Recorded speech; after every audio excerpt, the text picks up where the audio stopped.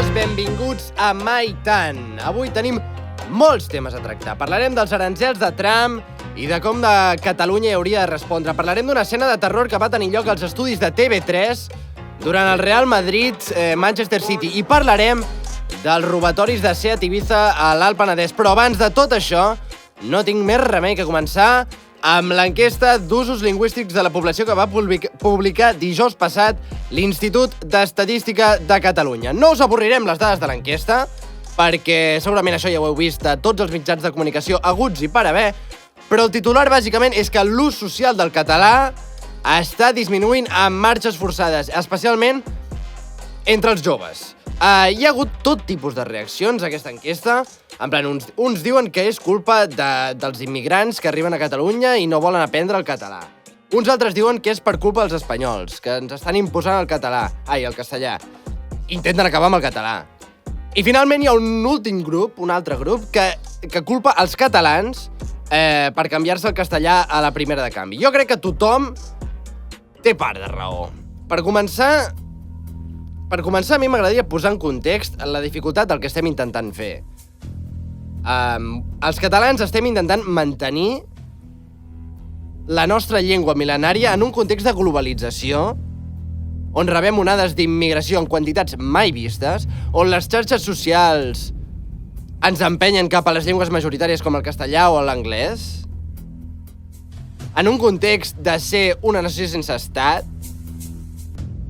cosa que fa que el govern central del nostre estat, el Gobierno de Madrid, porta més de 100 anys intentant aniquilar el català. I no només això, sinó que el propi govern autonòmic de Catalunya sovint saboteja els esforços per preservar el català, comprant el relat de que som una societat bilingüe.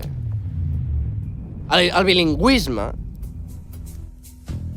és una trampa que ens han venut per justificar la presència del castellà a Catalunya.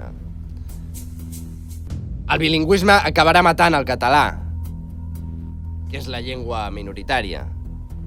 Així que aquesta és la situació a la qual ens estem enfrontant. Ningú ha dit que preservar una llengua mil·lenària és una feina fàcil. I si volem que el català no es converteixi en una curiositat lingüística pels historiadors del futur, ens hem de plantar ja. Hem de dir fins aquí. Hem sigut enganyats. Els catalanoparlants hem passat a ser minoria al nostre país. I tot i així hem intentat tenir una actitud positiva cap als nouvinguts. Però en aquesta actitud positiva sovint hem pecat de no deixar prou clar als nouvinguts que la llengua d'aquest país és el català, no el castellà. L'idioma de Catalunya és el català. No és el castellà, no és el francès, no és l'anglès, no és el xinès i no és l'àrab, és el català. I hem arribat a uns nivells de submissió i de mentalitat derrotista que si afirmes una obvietat com aquesta, se't tracta de radical o inclús de racista.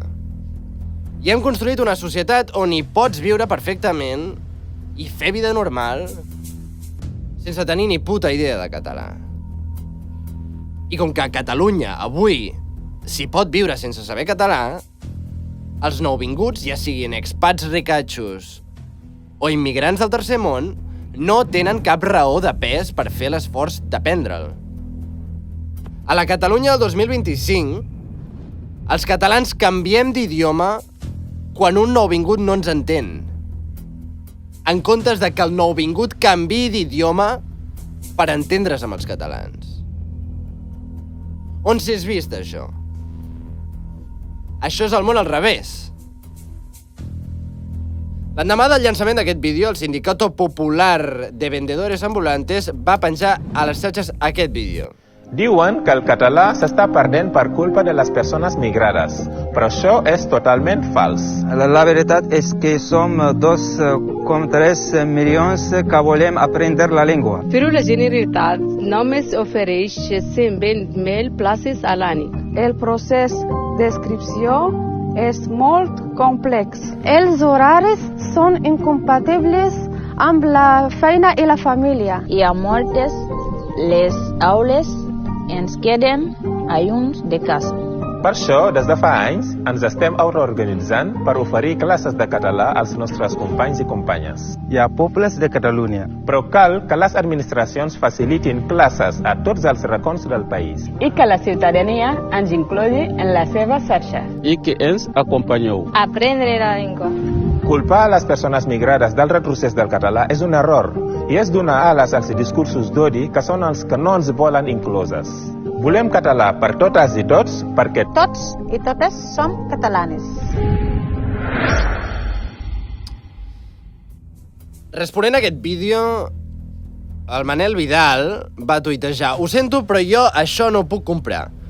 Ahir van sortir unes dades que bàsicament diuen que el català té un peu i mig al penya-segat a punt d'entrar en un procés d'extinció irreversible. I voleu que em cregui que també hi ha paral·lelament 2.300.000 persones que volen aprendre català?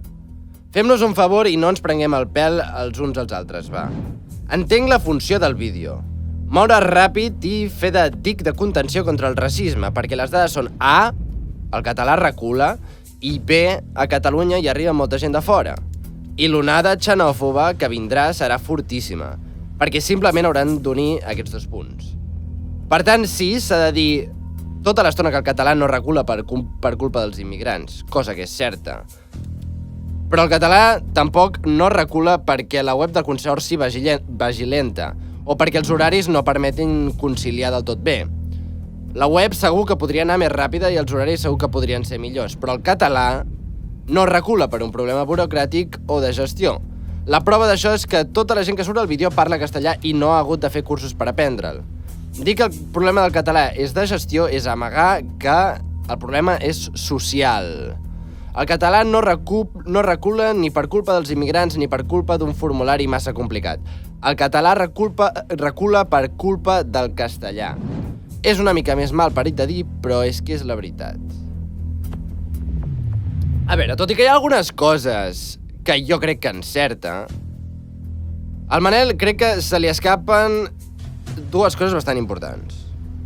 Per una banda, l'afirmació final que el català recula per culpa del castellà no és tan simple com ell la vol vendre. De fet, l'estudi que es va publicar no només diu que el català ha reculat un 14% els últims 20 anys, sinó que el castellà també ha reculat. Òbviament, no tant com el català, però el castellà ha reculat gairebé un 1%. Què vol dir això?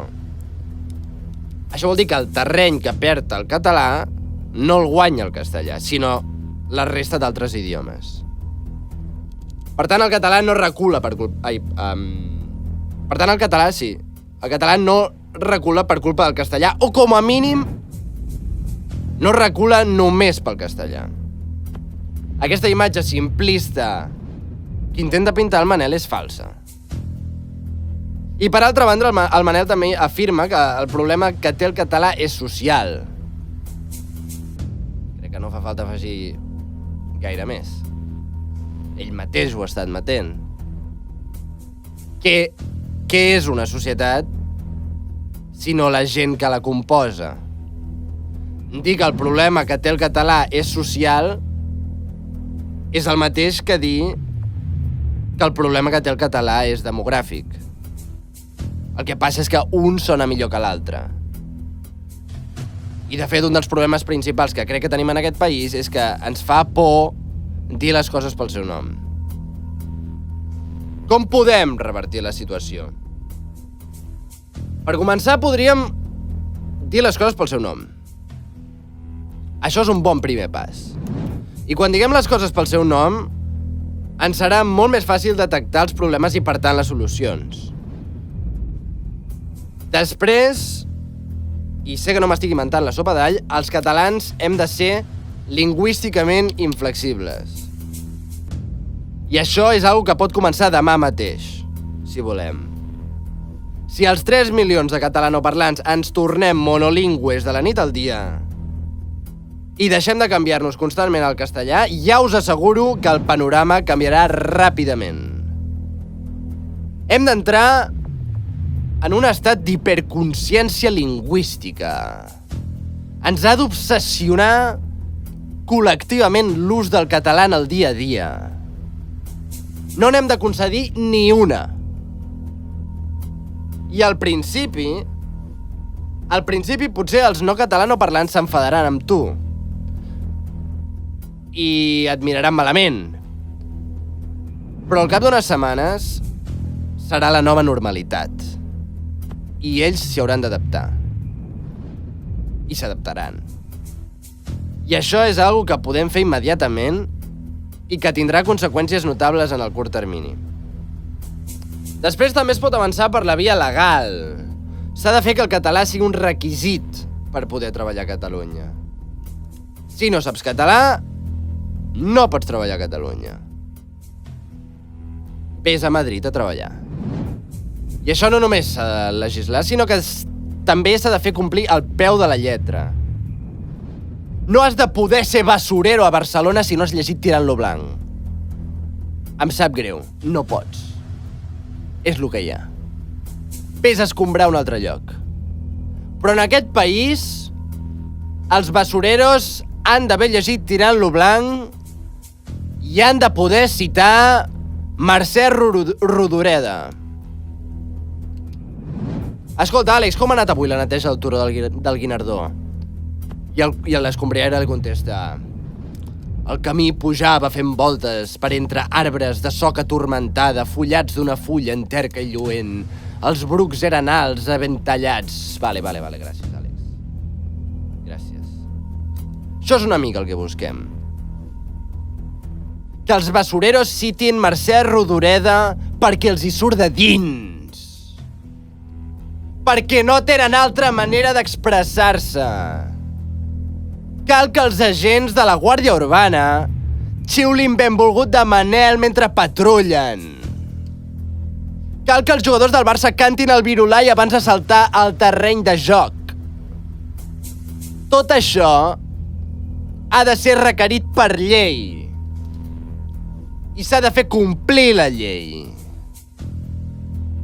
I tot i així, hem de saber que l'única manera de garantir la supervivència i la prosperitat del català a llarg termini és independitzant-nos de l'estat espanyol i erigint un estat català que la protegeixi. Si no, l'únic que estem fent és comprar temps abans de la desaparició definitiva de la llengua. I ja sé que sembla una idea passada de moda, i ja sé que el procés es va acabar i que va ser un fracàs i que ara tornar a parlar d'independència fa molta mandra. Però per molta mandra que ens faci, els fets són els fets. I Catalunya continua necessitant la independència tant o més que fa 15 anys. De fet, segurament més.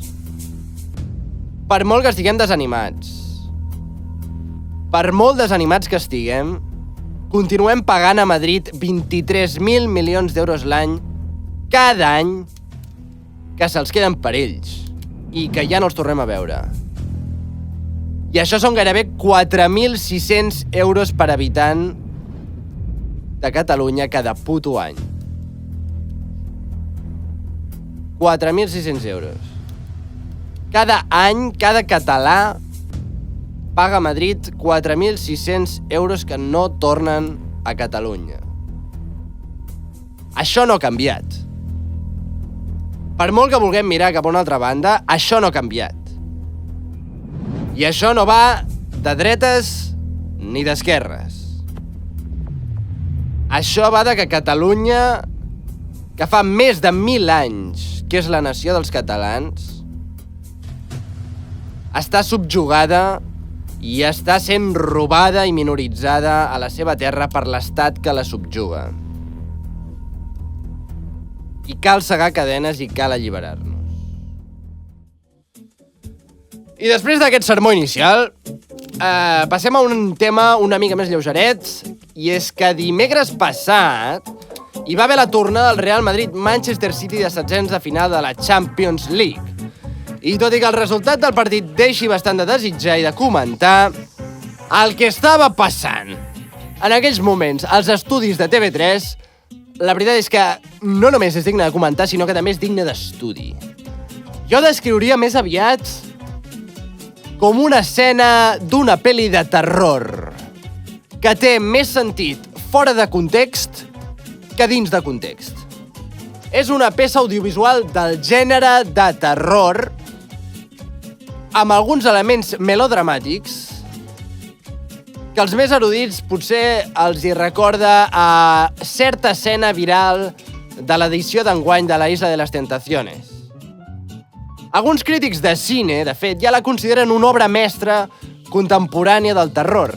I tot i que potser encara és una mica massa d'hora per fer aquestes afirmacions, no negaré que la temptació de proclamar-ho com un abans i un després en la història del cinema hi és. La temptació hi és. Mirem aquesta obra d'art. Tranquil! No! No puc mirar en baix! Tranquil! M'has destrossat el cor! Poquí, tranquil! Poquí, sisplau! Sisplau, Poquí! No! Poquí! No! Sisplau! Per què? Poquí, sisplau! Per què em fas això? No! Poquí, torna! Frita! Papa frita! Torna! M'has rebentat per Poquí, torna! Sisplau! Per què, Pep? Torna! Off! No! Torna, Poquí! No! No! No! Poquí, tranquil. Tranquil, explica'm. Què t'ha passat? M'han rebentat per dins. No veuré mai més el Madrid. Mai més. Per què el veig? Per què el veia? Tranquil, Poquí, tranquil. Mai més, mentida. Vergonya, vergonya.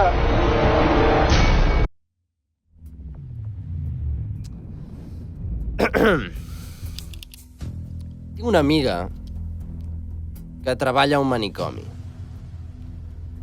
I l'altre dia, quan vaig veure això, li vaig preguntar a la meva amiga si mai havia vist algú semblant a la feina. I ella es va mirar el vídeo, el va analitzar i després va concloure que no. Que no havia vist mai res semblant. Aquesta escena de terror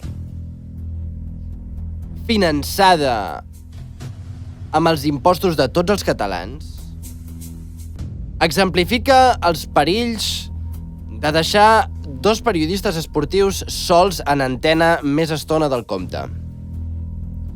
Hi ha una llei no escrita en els mitjans de comunicació que diu que deixar dos periodistes esportius sols en antena més estona del compte no només és arriscat, sinó que és una invitació a la catàstrofe. I en aquesta terrorífica peça audiovisual veiem la catàstrofe materialitzant-se en directe. El repartiment de la pel·lícula compta amb el talent de Xavier Valls, el presentador, que en aquesta ocasió fa gala del seu registre pel melodrama d'una manera sorprenentment solvent. Tot i que qui roba l'espectacle, en aquest cas, és un descomunal Joan Poquí que enlluerna amb una actuació visceral i explosiva. Poquí arranca amb un esquinçament de camisa enquadrat en un encertadíssim pla mig i no té miraments a l'hora de mostrar al públic una treballadíssima panxa criada a base de temps i esforç, que segons el seu perfil de Twitter és fruit de la seva devoció pels calçots, la moreneta, el pa amb tomàquet, la sardana, els rovellons, els castells, el Barcelona, la castanyada, la senyera, els cargols i la ratafia. I al final el veiem revolcant-se pel terra com un porquet. Jo de tot aquest numeret n'extrec dues conclusions. La primera és una defensa del dret a fallar. Jo suposo que l'equip de l'11, que és el nom del programa, estava intentant innovar, fer alguna nou, fer alguna diferent. I entenc que, inspirant-se en tot lo del Montoya i la Isla de las Tentaciones, i també jo crec que una mica amb el xiringuito de jugones del Josep Pedrerol, han volgut obsequiar-nos amb una adaptació a la catalana. I compte perquè la intenció no és del tot dolenta. La intenció inicial no és del tot dolenta. Jo prefereixo que els meus impostos serveixin per produir un programa on pugui veure un home amb una panxa històrica rodolant pel terra del pàrquing de TV3 i esvergint-se.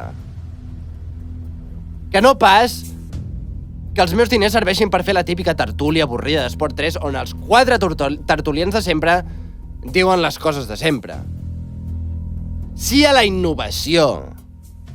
Sí a la disbauxa. Però el que passa quan intentes innovar és que és molt difícil que tot et surti bé a la primera. Els de la Isla de les Tentaciones, per arribar a fer una obra mestra com l'escena del Montoya corrent per la platja, portaven ja 8 temporades. I és normal que en aquest primer intent l'escena del Poquí revolcant-se descamissat pel terra faci més pena que una altra cosa. De la mateixa manera que jo, quan veig el primer episodi de Diagnòstic, el podcast que tenia abans, em foto les mans al cap de lo malament que ho feia. I estic convençut que d'aquí un temps, quan miri els primers episodis d'aquest podcast, se'm caurà la cara de vergonya. Però tot això és una part inevitable d'innovar. De fer una cosa que no havies fet abans. Innovar vol dir atrevir-se a fallar. En aquest país falta gent com el Xavier o com el Poquí. Gent que no es pren gaire seriosament a si mateix, que sap riure d'un mateix i que s'atreveix a fallar en públic. I segurament després miraran el vídeo repetit, es miraran l'un a l'altre i diran, bueno, no ens ha quedat gaire bé. Però ho hem intentat. I ens hem fet les risses. I demà hi tornem i mirem què podem fer perquè ens surti millor. I la segona conclusió que extrec d'aquest fragment és que els cuiners dels restaurants de TV3 saben el que es fan. Els cuiners dels restaurants de TV3 saben el que es fan. Vull dir, jutjant per les panxes que arrosseguen els dos, evidentment la del Poquí crida més l'atenció, però ojo perquè el Xavi Valls tampoc es queda curt. Jutjant per les seves panxes, jo dedueixo que a TV3 s'hi menja bé. A TV3 s'hi deu menjar bé. No sé exactament com funcionen els àpats, els estudis de Sant Joan d'Espí, però allà no s'estan per hòsties. També és un bon indici la papada del Poquí. En aquella papada jo intueixo esmorzars antològics. En aquella papada s'hi dibuixen peus de porc, cap i pota, ous ferrats, botifarra amb mongetes. Què no ha passat per allà? Què no ha passat per aquella papada? A mi m'agradaria fer una invitació formal al Xavi Valls i al Joan Poquí perquè vinguin al podcast i ens expliquin com de bé es menja TV3. És un tema que m'interessa de veritat. Com de bé es menja TV3. El que realment ens interessa als catalans és el menú dels estudis de TV3. Què hi ha d'entrants? Són de croquetes o aposten per algo més lleugeret com una amanida? Li posen ceba a la truita de patates? Com els hi queda la fideuà? Compte perquè la fideuà s'ha de vigilar que no se't cremi la part de baix. La que toca amb la paella. Quan fas fideuà has d'estar ben atent i anar remenant tota l'estona. Tot i que també és veritat que a vegades una mica de regustet de cremat s'agraeix. A vegades li dona el punt, saps? Posa tot una mica més interessant. No sé, va gustos la fideuà. No ho sé. Jo, la invitació al Xavi i al Joan està feta. Estic disposat a qualsevol horari, en qualsevol moment. Però a mi m'agradaria que m'expliquéssiu què collons mengeu a TV3. I ara canviem la música, sisplau, posa'm alguna cosa així per canviar de tema. Ai. I saltant a l'altra banda de l'oceà, fa unes setmanes Donald Trump quan es va convertir en el president dels Estats Units, va anunciar que ens follarà aranzels. Jo crec que això està molt bé. La veritat és que crec que això està molt bé. Donald Trump va anunciar que ens rebentarà el cul a base d'aranzels. Serem fortament penetrats pels Estats Units d'Amèrica i jo no hi podria estar més a favor. Diu el 324. Donald Trump no es cansa de repetir que la seva paraula preferida és aranzels i no ha deixat de parlar sobre posar aranzels als productes importats de determinats països durant la campanya electoral i en la setmana i escaig que és de nou a la Casa Blanca. Aquest divendres, però, els aranzels han passat de ser una promesa a ser una realitat pels productes canadencs, mexicans i xinesos. A més, el mateix Trump ha assegurat que imposarà nous aranzels als productes que els països de la Unió Europea exporten als Estats Units. Va dir el Trump: imposaré drets de duana als productes de la Unió Europea en un futur? Voleu la resposta de veritat o una resposta diplomàtica? I va dir: absolutament! La Unió Europea ens ha maltractat! Jo, abans de que se'm tracti de boig, a mi m'agradaria explicar per què crec que tot això és una notícia meravellosa.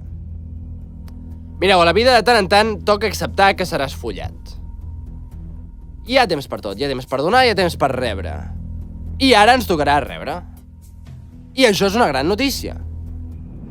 No hi ha res que et posi més a lloc que una bona hòstia. I els Estats Units ens n'estan a punt de subministrar una. I per entendre les implicacions que tindran aquests aranzels per Catalunya, el Diari de Barcelona ha fet un magnífic article que crec que val molt la pena de comentar. Es titula El retorn de Trump i l'amenaça aranzelària obren un escenari d'incertesa pels exportadors catalans. La imposició d'aranzels globals del 10% castigaria els 3.650 milions d'euros que Catalunya exporta actualment als Estats Units i a les més de 3.100 empreses exportadores regulars catalanes a aquest país. Entre elles la bigatana de maquinària per la restauració Gesame. Gesame produeix maquinària pel sector alimentari i, molt concretament, una planxa específica per fer hamburgueses. Els Estats Units són el primer mercat i representen el 15% de les seves ventes, amb clients tan importants com Disney, que utilitza les seves màquines en els restaurants de tots els complexos d'oci del país. A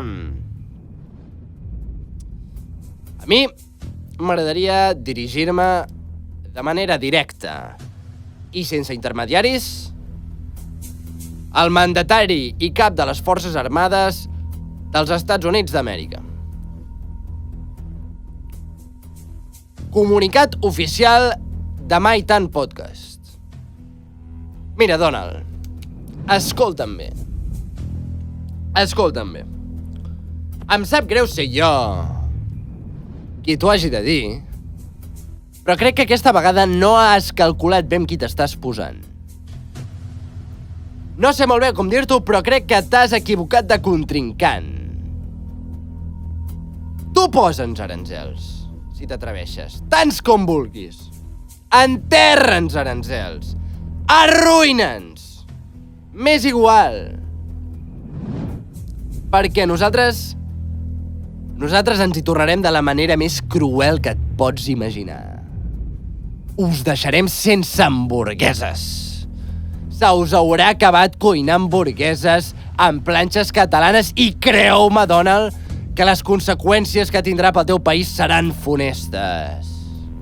Intentareu fer hamburgueses amb planxes americanes, però se us desintegraran en 3 segons. Quan intenteu treure el tall de la planxa, se us quedarà enganxat. I farà tot pudor de socarrim, perquè no teniu ni puta idea de fer planxes d'hamburgueses. I mentrestant, nosaltres riurem. I us veurem intentant fer hamburgueses amb les vostres planxes de merda i ens fareu gràcia i ens fareu pena, però no us ajudarem. I després vindreu plorant i ens direu: sisplau, sisplau, perdoneu-nos. Lo dels aranzels era una broma. Sisplau, deixeu-nos comprar les vostres planxes catalanes, que si no, no sabem cuinar hamburgueses.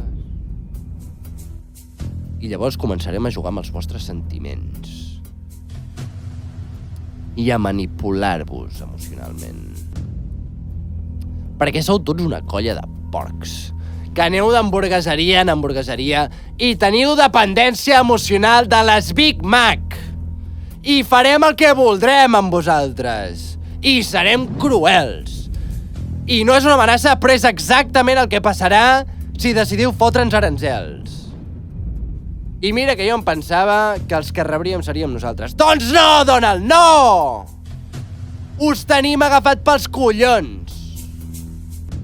Som un país petit, però us tenim el dit posat allà on més mal us fa. I si ens toqueu la polla, apretarem el dit i us farem molt mal. Estàs avisat. Estàs avisat. Continua l'article. L'any 2023 Catalunya va exportar principalment als Estats Units maquinària, perfumeria i cosmètica, productes farmacèutics, combustibles i productes químics orgànics. Dins del divers sector de la maquinària, 2 productes es veurien especialment afectats. D'una banda, els turboreactors, motors per avions, i d'altra banda, els rentaplats. No, espera. No, espera, perquè a sobre ara us deixarem sense rentaplats. Si no en teniu prou amb quedar-vos sense hamburgueses, també se us haurà acabat rentar els plats. Em sentiu, banda de porquets immuns? A partir d'ara, us tocarà comprar Fairy. Us tocarà comprar un fregall i arrascar amb les vostres potes de tocino. La vostra qualitat de vida caurà en picat i entrareu en depressió. I cada vegada les vostres cuines seran menys higièniques i emmalaltireu sumits en un pou de merda. Serà la vostra fi i no sabreu d'on haurà vingut, però nosaltres ho sabrem perfectament. I brindarem per la vostra decadència. Així que ja podeu anar amb compte amb els aranzels, perquè potser per vosaltres us ho preneu com un joc, però nosaltres no. Nosaltres no tindrem compassió. Ja per acabar, avui m'agradaria tractar... m'agradaria tancar amb una notícia que em toca bastant de prop, perquè a la meva comarca, a l'Alt Penedès, des de principis d'any, que ha començat una epidèmia molt estranya. Molt estranya. Espera, m'he pujat una mica el volum perquè no em sentia. Al Penedès sempre estan passant coses estranyes. Vull dir, més o menys estem acostumats. Però aquesta última epidèmia té a tothom amb l'ai al cor, de veritat. Es tracta de l'epidèmia del Seat Ibiza. I és que, durant l'últim mes i mig, aquests models de cotxe estan desapareixent en massa. TV3 se'n feia ressò el divendres d'aquesta manera. 2 morts i un ferit en aquest accident d'ahir a la matinada a Vallbona d'Anoia. El cotxe, que era robat i conduïen amb les llums apagades, no es va aturar en un control policial. En la fugida el van estimbar i després, desplaçant-se a peu, van caure per un barranc. Un element que no ha passat desapercebut per la policia és la marca i el model del cotxe. Es tracta d'un Seat Ibiza. Però per què els investigadors han aixecat la cella? Perquè no són ni un, ni 2, ni 3 els Ibiza robats darrerament. Des de principis d'any, a l'Alt Penedès, s'han denunciat 13 robatoris d'aquest tipus de cotxes. La pregunta és què els fa tan llaminers per als lladres i es disparen les hipòtesis. Aquest motor que porta l'Ibiza el porten tot el grup BAC. El grup BAC és Volkswagen, Skoda.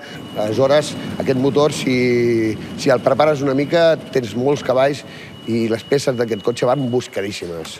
Aquesta allau de robatoris a la comarca en només un mes i mig ha generat nerviosisme, sobretot als propietaris d'aquests turismes. Ahir em va vindre justament un client dient-me això, no?, que està preocupat perquè tenia un Ibiza, per veure si podíem fer alguna cosa perquè no li poguessin robar el cotxe, perquè dormia el cotxe al carrer i té por de que li pugui passar alguna cosa semblant. Els Mossos investiguen on van aquests cotxes i fan controls a la carretera per intentar interceptar-los. Abraham Orriols, TV3, Vilafranca del Penedès. Més enllà de l'absurditat de caure't per un barranc després d'haver estimpat un cotxe, que jo crec que si algú ho hagués gravat hagués sigut una seqüència d'esdeveniments digna de veure, jo crec que tot aquest episodi del Seat Ibiza revela una veritat profunda sobre la vida al Penedès, i més concretament a Vilafranca. Una veritat que molts no s'atreveixen a acceptar. Per començar, m'agradaria celebrar aquest fet. Està molt bé que a Vilafranca hi passin coses interessants més enllà de la festa major. Pels que no sou de la zona, heu d'entendre que... Perdó. Heu d'entendre que Vilafranca, el concepte de Vilafranca del Penedès, gira al voltant de la festa major. La festa major de Vilafranca és la unitat de mesura amb la qual es mesuren la resta de coses. La festa major és el baròmetre d'autoestima de la vila. A Vilafranca ho apostem tot a una carta. Si la festa major d'aquest any resulta ser una bona festa major, això ens assegura una bona autoestima durant la resta de l'any. Si, en canvi, la festa major no compleix amb les expectatives, com va passar, per exemple, el 2020, la vila passa a ser un lloc trist, desolat. La gent no es saluda pel carrer. La fertilitat es desploma. Les àvies ja no compren xutxes als seus nets. Les vinyes deixen de fer raïm. El vi ja no puja. Les 194 pizzeries que hi ha a Vilafranca es declaren en bancarrota. Pugen els tipus d'interès. Inflació, atur, crisi i finalment regna el caos. Això és el que passa quan la festa major no està a l'altura. Per tant, durant els 5 dies de festa major, els vilafranquins ens hi juguem molt. Hi ha molt en joc en aquests 5 dies. I molts us estareu preguntant, i què té a veure la festa major amb l'epidèmia del Seat Ibiza? Doncs com he dit abans, la festa major és la unitat amb la qual es mesuren totes les coses a Vilafranca.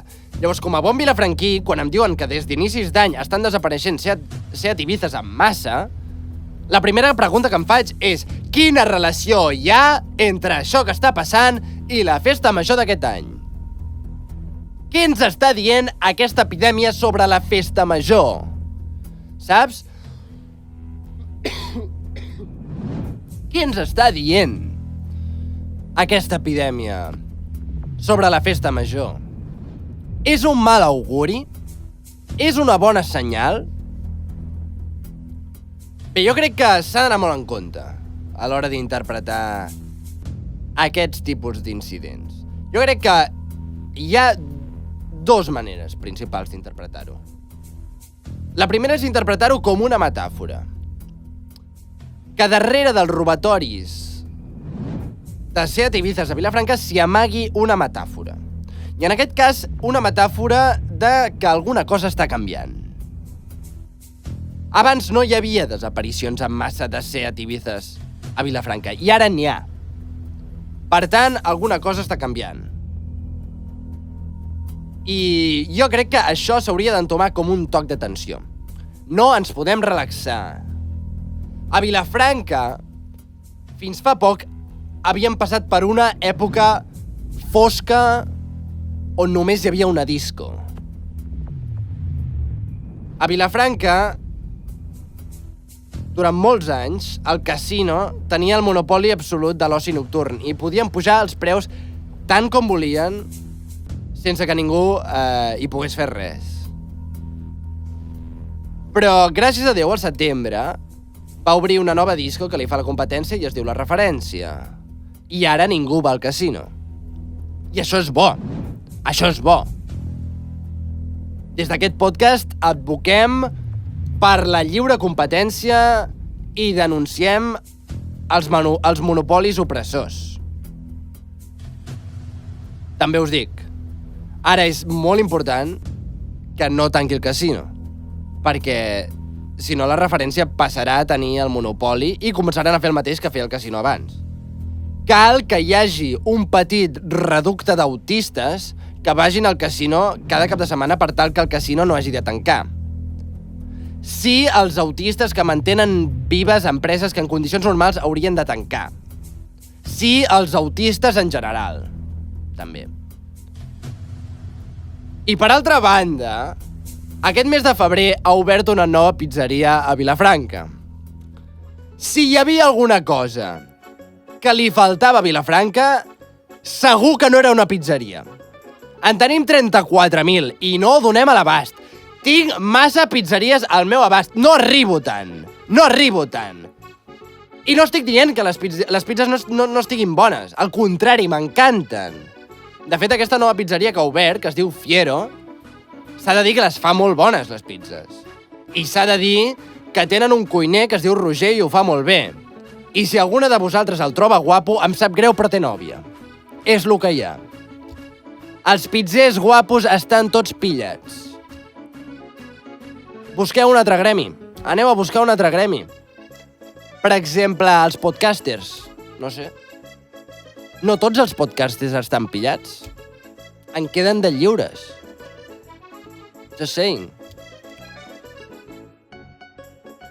Per això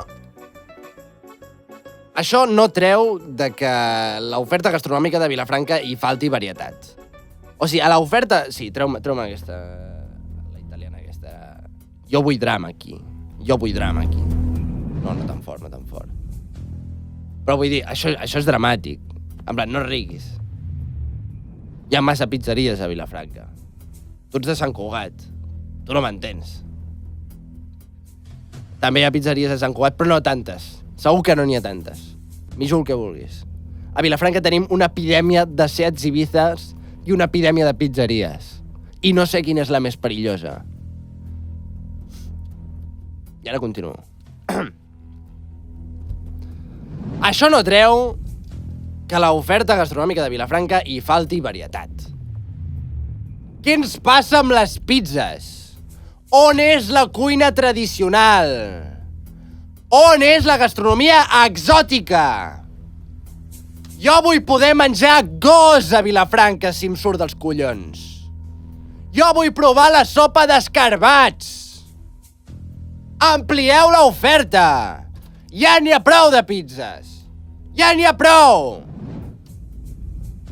Pels emprenedors que es plantegen obrir un nou restaurant a Vilafranca, penseu més enllà. No tireu per lo fàcil.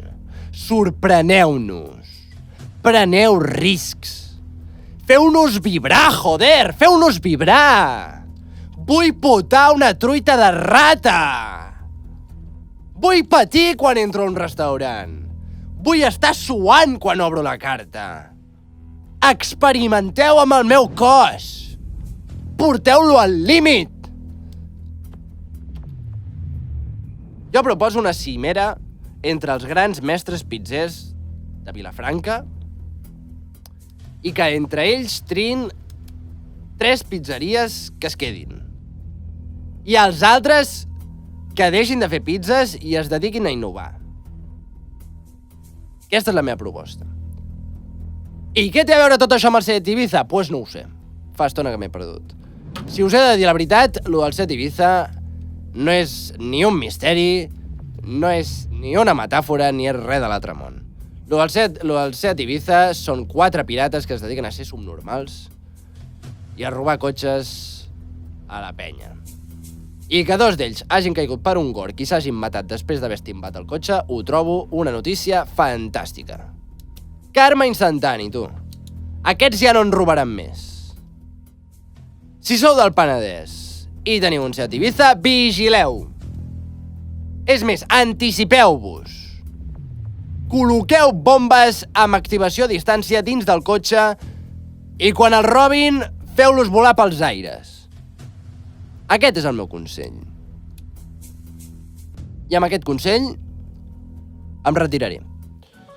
Senyores i senyors, això és tot per avui. Ha sigut un plaer. Ens podeu seguir a les xarxes socials @mytanpodcast. Ens veiem la setmana que ve.